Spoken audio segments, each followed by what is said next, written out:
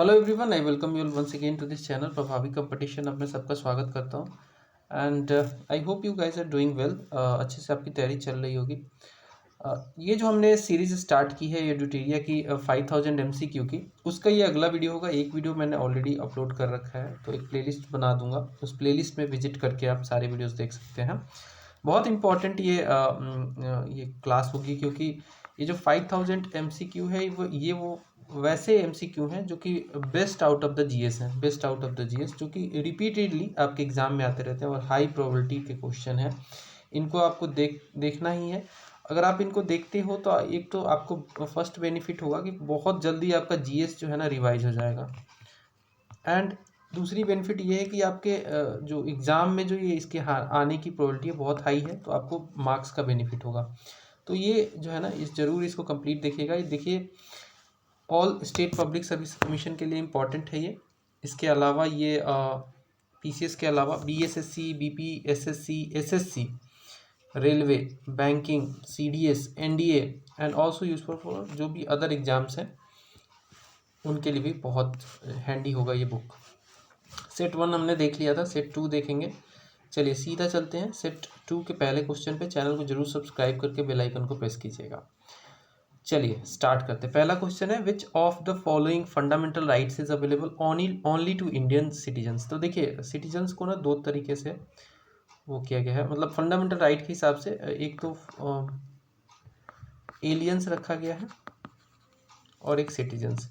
तो एलियंस को कुछ राइट्स हैं और कुछ राइट्स नहीं भी हैं, और बट सिटीजन्स को जो है वो एक्सक्लूसिव ऑलमोस्ट सभी राइट्स हैं। So which of the following fundamental rights is all available only to Indian citizens, यहाँ पे पूछा गया है।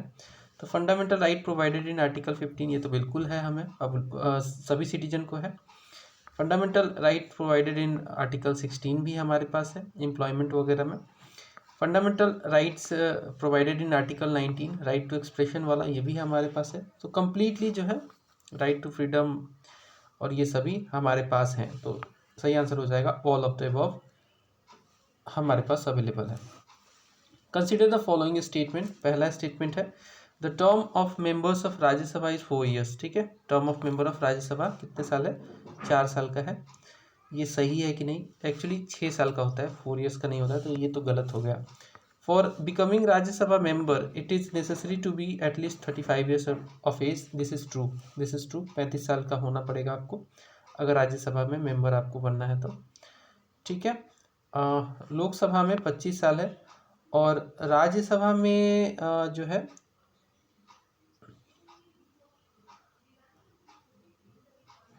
नहीं, यहाँ पे 30 साल होता है जहाँ तक मुझे याद आ रहा है, तो ये भी गलत होगा। ठीक है, राज्यसभा में 30 साल है और लोकसभा में 25 साल है, तो ये भी गलत है। ठीक है, 35 की जगह यहाँ पे 30 आना चाहिए, तो दूसरा भी गलत है। दो स्टेटमेंट हमारे गलत हो गए।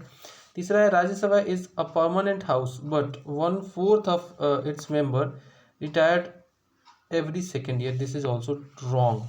1/4 नहीं, 1/3 ऑफ द मेंबर जो है हर जो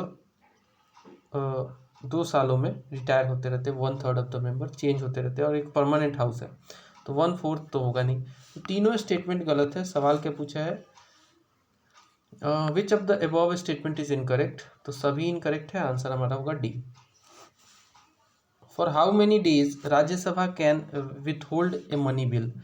तो ज़्यादा दिन ये होल्ड नहीं कर सकता है, ओनली 14 दिन के पास 14 दिन का टाइम रहता है इसके पास, और इसके विदिन में इसको एक्शन लेना होता है, वरना it deems to be passed. ऐसा अगर मनी बिल है तो लोकसभा इसको पास मानती है अगर 14 दिन तक इनएक्टिव रहा राज्यसभा, कोई एक्शन नहीं लिया तो। A person shall be eligible to be appointed as जज ऑफ हाई कोर्ट व्हेन ही।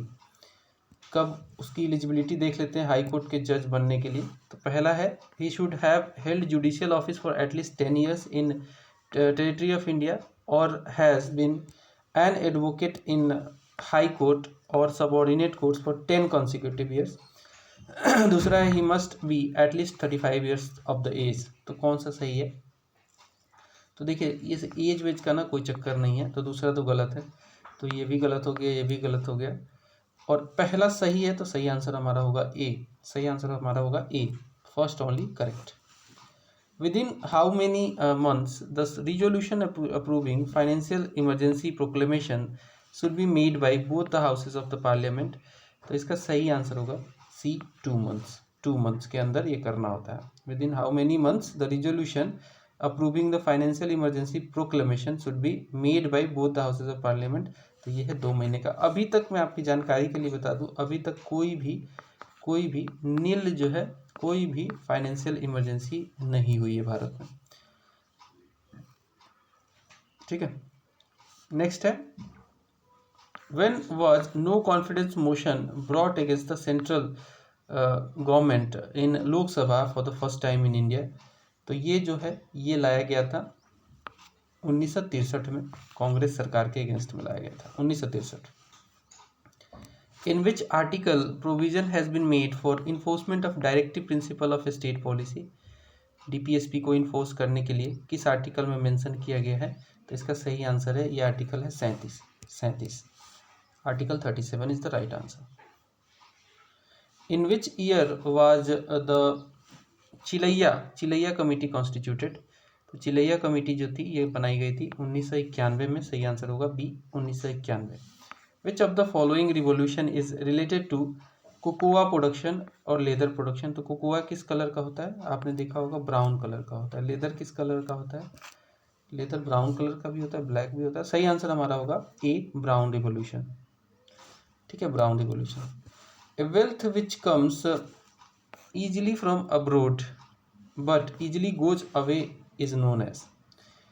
ठीक है, इसको क्या बोलते हैं? इसको बोलते हैं, इकोनॉमी का क्वेश्चन है ये, हॉट मनी बोलते हैं।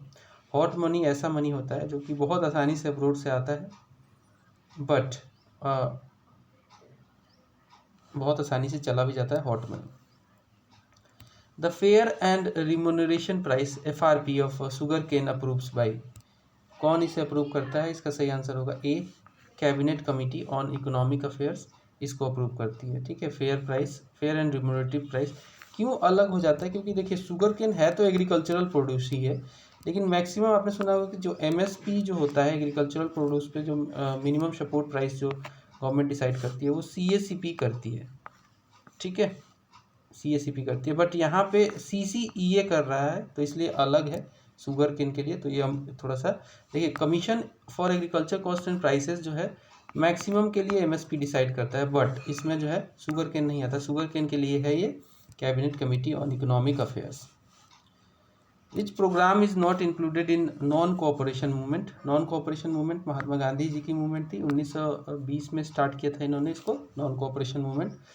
तो इसमें क्या जो है इंक्लूडेड नहीं है? पहला देखिए, रिनंसिएशन ऑफ गवर्नमेंट पोस्ट, ये तो इंक्लूडेड था।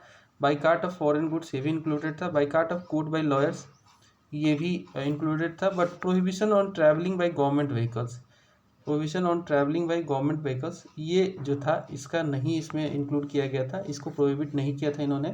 तो सही आंसर होगा D. On which date the Dandi march ended. Dandi march 12 March को स्टार्ट हुआ था, साबरमती आश्रम से महात्मा गांधी जी ने स्टार्ट किया था, और ये इंड हुआ था 6 अप्रैल 1930 को दांडी पे ये इंड हुआ था। तो सही आंसर होगा इसका सी 6 अप्रैल 1930। 6 अप्रैल 1930।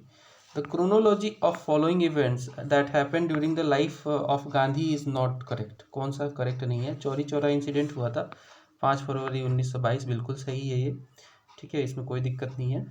इसी के बाद जो है विड्रॉल हो गया था नॉन कोऑपरेशन मूवमेंट का। सेकेंड राउंड टेबल कॉन्फ्रेंस जिसमें कांग्रेस ने पार्टिसिपेट किया, it is the only conference wherein Congress participated, otherwise 1 और 3 में कांग्रेस ने पार्टिसिपेट नहीं किया था। तो ये हुआ था 7 सितंबर 1931। इसमें भी कोई दिक्कत नहीं है। पूना पैक्ट जो है महात्मा गांधी और BR अम्बेडकर के बीच में साइन हुआ था 24 सितंबर 1932 को। तो ये भी सही है। क्विट इंडिया मूवमेंट जो है वो स्टार्ट हुआ था अगस्त में, और प्रिसाइजली बताऊं तो 8 अगस्त को अनाउंस हुआ था कि ये स्टार्ट हो गया है 1942 को। तो यहाँ पे 23 मार्च जो है ये गलत है, तो हमारा सही आंसर होगा, गलत पूछा है तो सही आंसर होगा D. When did Subhash Chandra Bose along with Azad Hind Fauj form the provisional government of independent India in Singapore? तो ये फॉर्म किया था इन्होंने 21 अक्टूबर 1943 को। 21 अक्टूबर 1943 को इन्होंने ये फॉर्म किया था। तो practice of sati was abolished by. तो प्रैक्टिस ऑफ सती जो है एबोलिश किया था रूल ऑफ 1829। इस समय लॉर्ड विलियम बेंटिक थे, लॉर्ड विलियम बेंटिक थे, ठीक है, जो कि गवर्न कर रहे थे उस समय इंडिया को। लॉर्ड विलियम बेंटिक के समय में हुआ था रूल। 1829 ला के इसको एबोलिश किया था, सती प्रथा को। इसमें राजा राम मोहन रॉय का भी बहुत बड़ा हाथ था, वो मित्र थे एक्चुअली लॉर्ड विलियम बेंटिक के। Which governor general is credited for suppressing the revolt of Wahabis. Wahabis movement का जो सेंटर था एक तो पटना में था और एक पाकिस्तान में था। पाकिस्तान में सिताना करके एक जगह है, वहाँ पे था। तो दो जगह इसका सेंटर था और ये एक्टिव रहा, काफ़ी मूवमेंट लंबे समय तक चला था। और ये इसने 1857 में भी पार्टिसिपेट किया था वहाबियों ने। तो इसका सप्रेस करने का जो श्रेय जाता है वो जाता है लॉर्ड एल्गिन वन को। लॉर्ड एल्गिन वन ने इसने ही इस मूवमेंट को सप्रेस किया था। Which of the following dynasties was not involve in the tripartite struggle. तो देखिए तीन जो बहुत फेमस जो डायनेस्टीज थे उसमें राष्ट्रकूटा था, प्रतिहारा था और पाला था, ठीक है। पल्लव नहीं थे इसमें, तो सही आंसर हमारा होगा पल्लव, ठीक है। ये ट्रीपार्टाइट जो युद्ध था ये काफ़ी फेमस है हिस्ट्री के पर्सपेक्टिव से, ठीक है। तो पल्लव इसमें शामिल नहीं थे, आंसर होगा सी। The remains of burial of dead bodies have been found under the Indus Valley civilization. In which direction are the heads of the dead bodies found? तो ये जो है हेड को रखते थे नॉर्थ डायरेक्शन में, नॉर्थ डायरेक्शन में head को रखते थे ब्यूरियल के प्रोसेस में। In which Buddhist council Buddhism was divided into two sect, that is Mahayana and Hinayana. Mahayana और हीनयान में बट गया था, दो सेक्ट में। ये कब हुआ था पूछा जा रहा है। तो ये चौथे काउंसिल में हुआ था, जब ये उस समय कश्मीर में ये काउंसिल हुआ था। सही आंसर होगा फोर्थ काउंसिल, कनिष्क के समय में ये हुआ था। On the bank of which river did Mahavir Swami attend कैवल्य। कैवल्य मतलब उनको ज्ञान की प्राप्ति जो हुई, और ये हुआ था इनको रिजुपालिका नदी के किनारे। आंसर होगा C, Rijupalika river is the right answer. Who among the following is the founder of Ajivika sect. बहुत इंपॉर्टेंट, तो इसके हैं आजीवक सेक्ट के मखाली पुत्रा। सही आंसर होगा इसका 22 का सी, मखाली पुत्रा। The rain of which Mughal ruler is called the golden age of architecture. तो शाहजहाँ का नाम सुना है आपने, क्या नहीं बनवाया इसने, ताजमहल बनवा दिया, दिल्ली का लाल किला बनवाया, तमाम चीज़ें बनाई। तो शाह किला ये बहुत इंपॉर्टेंट, शाहजहाँ इसका सही आंसर है। Who was the muhtasib. Muhtasib during the Mughal period. मुहात्सिब क्या होते थे, किनको बोला जाता था पूछा जा रहा है, तो यहाँ पे सही आंसर होगा they were the conduct officers. Muhtasib conduct officers. दीवाने अर्ज एक ये डिपार्टमेंट बनाया गया था, ये किस तरीके का डिपार्टमेंट था दीवाने अर्ज? क्या ये रेवेन्यू डिपार्टमेंट था, क्या ये चैरिटी डिपार्टमेंट था, क्या ये मिलिट्री था या फिर कॉरस्पॉन्डेंस था? तो देखिए ना ये रेवेन्यू डिपार्टमेंट था, ना ये चैरिटी था, ना ये कॉरस्पॉन्डेंस था। तो करेक्ट आंसर क्या होगा, ये मिलिट्री डिपार्टमेंट बनाया गया था, मिलिट्री डिपार्टमेंट दीवाने अर्ज। Basawan and Daswanth were court painters of which ruler. Painting बहुत फेमस हुआ था जहांगीर के समय, ठीक है। जहांगीर के समय, हालांकि स्टार्ट तो हो गया था हुमायूं के समय ही, लेकिन जहांगीर के समय बहुत फेमस हुआ था। बट ये जो बसावन है और दसवंत हैं, ये दोनों जो थे ये दोनों कोर्ट पेंटर थे अकबर के। तो कन्फ्यूजन नहीं होना चाहिए, अकबर के। तो एक क्वेश्चन आया था कि मतलब पेंटिंग कब स्टार्ट हुआ था, तो उसमें हुमायूं सही आंसर था। बहुत सारे लोगों ने जहांगीर लगा दिया था, बट इसमें काफ़ी सारी चीज़ें हुमायूं से स्टार्ट होगा, तो ऑब्वियसली अकबर के समय तो रहा ही होगा पेंटिंग का सिलसिला। तो ये बसावन और दसवंत जो थे ये कोर्ट पेंटर थे अकबर के। बट सबसे बड़ा जो योगदान था वो जहांगीर का था पेंटिंग के मामले में। विच of the following is not correctly matched. तो पहला देखिए न्यूक्लियर पावर हाउस दूसरी एक तरफ है और दूसरी तरफ है स्टेट। तो नरौरा उत्तर प्रदेश में है, ये तो सही है बिल्कुल, यहाँ पे तो मैं गया भी हूँ। कुंडन कुलन जो है कर्नाटक में नहीं है, ठीक है। कुंडन कुलन जो है ये कर्नाटक में नहीं है, ये आई थिंक आंध्रा में है शायद, जहाँ तक मुझे जानकारी है। तो आप कमेंट करके चेक करके बताना। काकरापारा गुजरात में है, बिल्कुल सही है। तारापुर भी महाराष्ट्र में है। तो कुंडन कुलन जो है कर्नाटक में नहीं है। Between which two countries is the 38th parallel line located. 38th parallel line separate करता है दो कंट्रियों को, इनका नाम है नॉर्थ कोरिया और साउथ कोरिया, ये दो कंट्रियों के बीच में ये लाइन है, 38th पैरेलल लाइन जो इसको सेपरेट करती है। Which one of the following is not a quality of good fuel, कौन सा क्वालिटी ऑफ गुड फ्यूल नहीं है, तो ये बताना है आपको। तो सही आंसर क्या होगा इसका, बी होगा कि on burning maximum residual and harmful gases should be emitted. ये बैड क्वालिटी है किसी भी फ्यूल की। जैसे लकड़ी को जलाओगे ना, तो लकड़ी एक अच्छा फ्यूल नहीं है, लकड़ी पे खाना जो बनाती है महिलाएं बीमार पड़ जाती हैं, क्यों, क्योंकि वहाँ से बहुत ज़्यादा गैसेस निकलती है, बहुत ज़्यादा धुआं निकलता है, ठीक है। तो मैक्सिमम रेसिड्यूअल और हार्मफुल गैसेस नहीं निकलनी चाहिए, ये एक बैड क्वालिटी है किसी भी फ्यूल की, गुड क्वालिटी नहीं है। नेक्स्ट देखते हैं, लिस्ट 1 को लिस्ट 2 से मैच करना है, विटामिन और उनके जो है कमी से होने वाली दिक्कतें, ठीक है। एक तरफ लिस्ट 1 में है विटामिन, दूसरी तरफ कमी से होने वाली दिक्कतें। विटामिन के की कमी होगी तो आपका रक्त का थक्का नहीं जमता है, ठीक है। विटामिन ई की कमी होगी तो इनफर्टिलिटी हो जाती है आदमी के अंदर, ठीक है। तो दो तो हमने मैच कर लिया, ठीक है, 2 मैच कर लिया, इससे हम आंसर तक भी पहुंच सकते हैं। डी का होना चाहिए 2, तो इसमें भी है, इसमें भी है, 2 ये ऑप्शन आउट हो गया, बी सी आउट हो गया। अब देखते हैं कि हमने देखा था कि सी जो है, सी का था विटामिन ई की कमी से इनफर्टिलिटी होती है, किस में, ह्यूमंस में। तो ये ई का 4 होना चाहिए, सॉरी सी का 4 होना चाहिए, सी का 4 इसमें है, तो ये सही आंसर होगा, 30 का सही आंसर होगा ए। अब हमारा मैच भी बन जाएगा, ए का 3, मतलब कि B7 की कमी से हेयर लॉस होता है, बायोटीन भी बोलते हैं इसको, बायोटीन की कमी से हेयर लॉस वगैरह होता है। B12 को हम कोबाल्ट के नाम से जानते हैं, कोबालामिन, तो इसकी कमी से क्या होता है, इसकी कमी से पर्नीशियस एनीमिया होता है, तो सही मैच हमारा हो जाएगा A. What is the unit of distance between stars, unit stars के बीच में डिस्टेंस, मान लो एक स्टार ये है, एक स्टार ये है, सन भी एक स्टार है, तो मान लो इन दोनों के बीच में जो आप ये डिस्टेंस निकालते हो उसे कैसे निकालोगे, तो लाइट ईयर जो है इसका मात्रक होता है, एस्ट्रोनॉमिकल डिस्टेंसेस जो हम निकालते हैं उसका होता है लाइट ईयर, तो सही आंसर होगा आंसर यार एक्चुअली यहाँ पे दे रहा है गैलेक्टिक यूनिट, स्टार के बीच में बात हो रही है ना, तो ठीक है, गैलेक्टिक यूनिट इसका आंसर होगा। Which of the following diseases is much less common in women than in man, तो जो है मैन में ज़्यादा बीमारी होती है, वुमेन में थोड़ी ये बीमारी कम होती है, तो ये है कलर ब्लाइंडनेस, ठीक है। कलर ब्लाइंडनेस महिलाओं में कम होती है, पुरुषों में ज़्यादा होती है। Haemoglobin is a protein inside red blood cells and it carries which of the following, तो हीमोग्लोबिन एक प्रोटीन होता है रेड आरबीसी के अंदर, और ये ऑक्सीजन को कैरी करने का काम करता है, ऑक्सीजन को।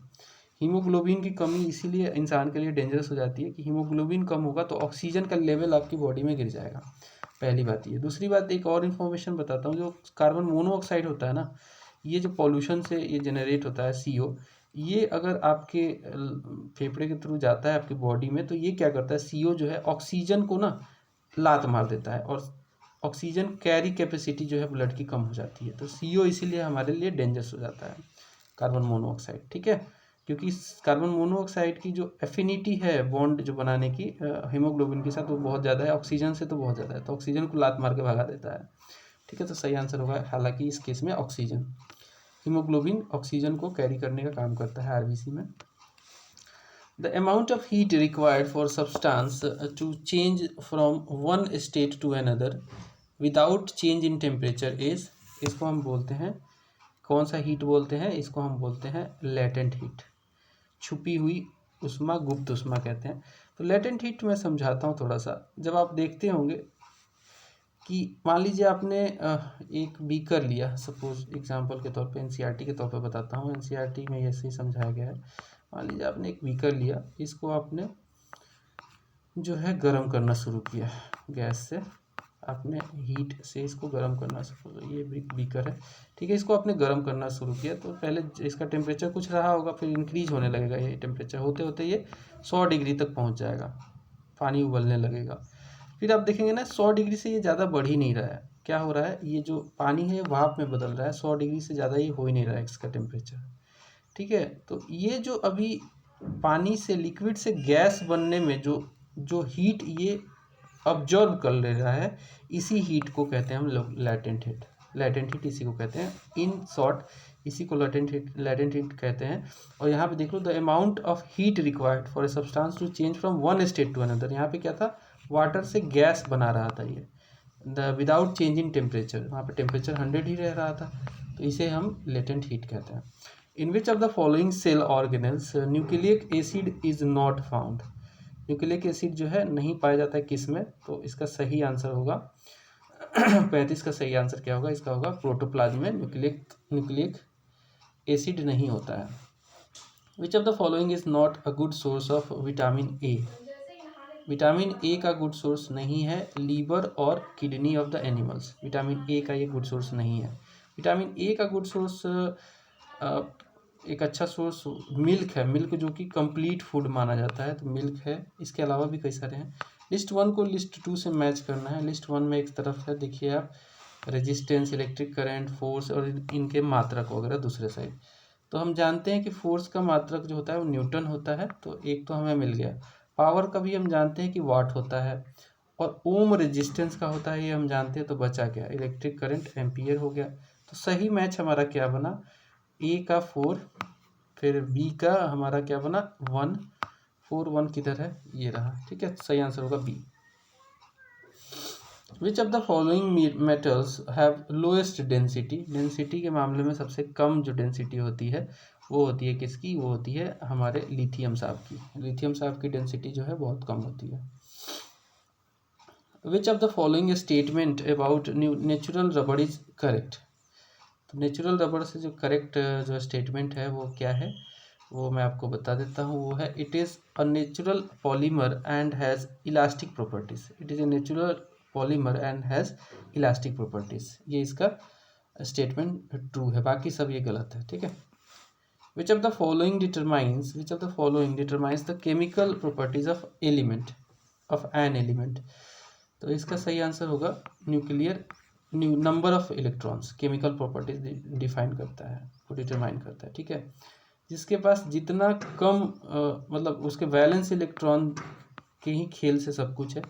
मान लीजिए किसी का वैलेंस इलेक्ट्रॉन 1 है, ठीक है, तो वो चाहेगा कि 1 मैं अपना किसी को दे दूं, किसी का 7 हो तो वो ले ले, तो उसका काम हो जाए। तो ऐसे बॉन्डिंग बनाने के लिए, केमिकल प्रॉपर्टीज डिसाइड करने के लिए जो है नंबर ऑफ इलेक्ट्रॉन्स मेन चीज़ होती है। Devprayag is situated at Confluence of which river. तो ये अलकनंदा और भागीरथी के कॉन्फ्लुएंस पे है, सही आंसर होगा 41 का ए। भागीरथी और अलकनंदा के कॉन्फ्लुएंस पे है देवप्रयाग बनता है, और यही से गंगा जो है नाम पड़ता है, ठीक है, भागीरथी और अलकनंदा, देवप्रयाग। इसके अलावा भी कई सारे प्रयाग हैं, जैसे रुद्रप्रयाग है, ऐसे करके, है ना, तो उनको भी हम देखेंगे जैसे जैसे क्वेश्चन आएगा। Through which of the following states does the tropic of cancer pass midway. तो ट्रॉपिक ऑफ कैंसर जैसा कि आपको पता है गुजरात से गुजरता है, झारखंड से गुजरता है, ठीक है। तो इसमें जो है ऑप्शन में हम देख रहे हैं, जहाँ तक हम देख पा रहे हैं, तो 42 का सही आंसर क्या होना चाहिए, 42 का होगा, नहीं झारखंड से नहीं, वेस्ट बंगाल से होकर गुजरता है, सॉरी झारखंड मैंने बोल दिया, झारखंड से होकर नहीं गुजरता है। तो इसका सही आंसर क्या होगा, Madhya Pradesh. Madhya Pradesh is the right answer. Where is the maximum biodiversity found in the following. तो बायोडाइवर्सिटी ऐसी जगह ज़्यादा पाई जाएगी जहाँ पे डेंस घने जंगल हों और बारिश भी होती रहे, बायोडाइवर्सिटी वहाँ पे बहुत ज़्यादा पाया जाता है। तो इस केस में हमारा आंसर होगा ट्रॉपिकल रेन फॉरेस्ट जो होता है। ट्रॉपिकल रेन फॉरेस्ट वैसे फॉरेस्ट होते हैं, जैसे कि हम जानते हैं ना कि अर्थ ऐसा है, और इसमें एक 23.5 डिग्री नॉर्थ और 23.5 डिग्री साउथ 2 लाइनें जाती हैं। 23.5 डिग्री नॉर्थ वाले को हम ट्रॉपिक ऑफ कैंसर बोलते हैं, कैंसर, और इसे हम बोलते हैं ट्रॉपिक ऑफ कैप्रिकॉर्न, ठीक है। तो इन दोनों के बीच के रीजन को हम जानते हैं कि ये ट्रॉपिकल रीजन होते हैं, और इसमें जो रेन है काफ़ी ज़्यादा होती है। तो ट्रॉपिकल रेन फॉरेस्ट में वैसे बायोडाइवर्सिटी भी सबसे ज़्यादा होती है। नेक्स्ट देखते हैं, विच of the following is not include matched, correctly matched, not correctly match पूछा है, कौन सा इसमें करेक्टली मैच नहीं है। तो बांधवगढ़ नेशनल पार्क मध्य प्रदेश में बिल्कुल सही है। रोहिला नेशनल पार्क जो है गुजरात में नहीं है, गुजरात में नहीं है। बांदीपुर तो आपको पता ही कर्नाटक में है। सिंपली पाल उड़ीसा में है। तो सही आंसर हमारा होगा बी, ठीक है, रोहिला नेशनल पार्क गुजरात में नहीं है। Which of the following is not a cold ocean current. देखिए ओशियन करंट को दो भागों में बांटा गया है टेम्परेचर के हिसाब से, कोल्ड और वार्म और कोल्ड बांटा गया है। तो इसमें जो है पूछा है कौन सा कोल्ड ओशियन करंट नहीं है। सही आंसर हमारा क्या होना चाहिए, सही आंसर होगा अगुलहास। अगुलहास जो है ये एक हॉट वाटर करंट है, वार्म वाटर करंट है और ये इंडियन ओशियन में बहता है। Which of the following river is called Ganga of south India. जानते हैं दक्षिण गोदावरी, ठीक है, उसको दक्षिण गंगा कहते हैं गोदावरी को, क्योंकि ये गोदावरी जो है ये इसका बेसिन बहुत बड़ा है, इसका जो कवरेज एरिया है बहुत ज़्यादा है और इसे हम दक्षिण गंगा के नाम से जानते हैं गोदावरी को। सही आंसर होगा ए, 46 का सही आंसर होगा ए।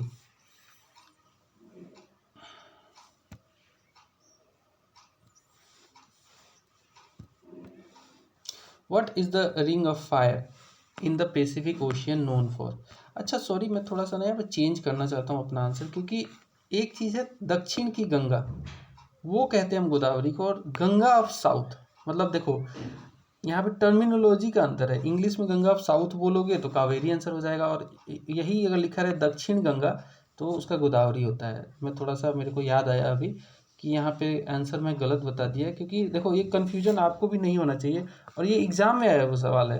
गंगा ऑफ साउथ इंडिया पूछे तो आप कावेरी लगाना, और दक्षिण गंगा बोले तो आप गोदावरी लगाना, ठीक है। तो इस केस में हमारा आंसर होगा कावेरी। बिकॉज मैं आपको थोड़ा सा ना सचेत करता रहूँगा ऐसे चीज़ों पे जहाँ पे कन्फ्यूजन थोड़ा बहुत हो जाता है। What is the ring of fire in the Pacific ocean known for? तो ये ऐसे एरिया है जहाँ पे कंसिस्टेंटली वोल्केनोज आते रहते हैं, ठीक है। तो सही आंसर क्या होगा 47 का, वोल्केनो और अर्थक्वेक दोनों आता रहता है यहाँ पे, तो सही आंसर होगा B1 and 2 B1 and 2।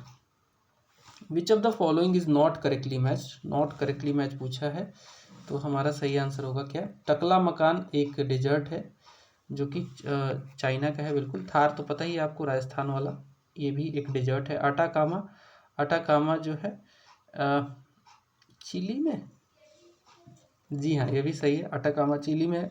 Gibson Africa में नहीं है, तो सही आंसर हमारा होगा डी, नॉट करेक्टली मैच पूछा है। नेक्स्ट है रेजिस्टिव और फ्रिक्शनल अनएम्प्लॉयमेंट इज, क्या है रेजिस्टिव और फ्रिक्शनल अनएम्प्लॉयमेंट क्या है? तो इसका सही आंसर होगा C, it is the condition when the worker और person being unemployed for some time during the process of change of business और एम्प्लॉयमेंट। तो इसे हम कहते हैं रेसिस्टिव और फ्रिक्शनल अनएम्प्लॉयमेंट।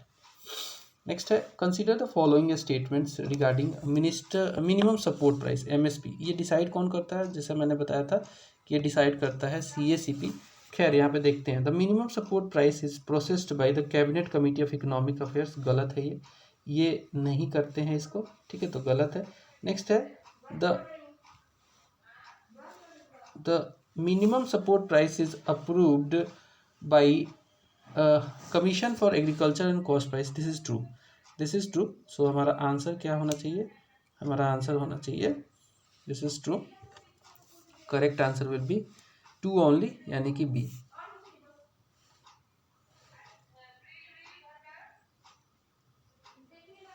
अच्छा, प्रपोज्ड बाय, यहाँ पे आंसर दोनों सही है। प्रपोज तो किया जाता है cabinet committee on economic affairs, but जो अप्रूविंग अथॉरिटी है वो है CACP। तो दोनों सही है गाइस, दोनों सही है। Sorry for the wrong explanation a bit. Next editorial facts जो आपको रिमेंबर कर रखना है। मेजर फिलोसफी एंड इट्स प्रोपोगेटर्स, तो योगा फिलोसफी है, इसके प्रोपोगेटर थे पतंजलि। न्याय फिलोसफी के प्रोपोजर गौतम। सांख्य फिलोसफी के कपिल। चरवाक के चरवाकी। वैशेषिक के कन्नाड, महर्षि कन्नाड। पूर्व मीमांसा के जेमिनी, और उत्तर मीमांसा या वेदांता के बद्रयान। तो ये बहुत इंपॉर्टेंट है, इतना ही से कई बार एक क्वेश्चन आ ही जाता है। तो इसे कहते हैं कि लेस एफर्ट मैक्सिमम गेन, ऐसे टॉपिक्स हैं। Different sects and their founders देख लेते हैं एक बार। तो आजीवक सेक्ट के फाउंडर हैं मखाली पुत्रा घोषाल।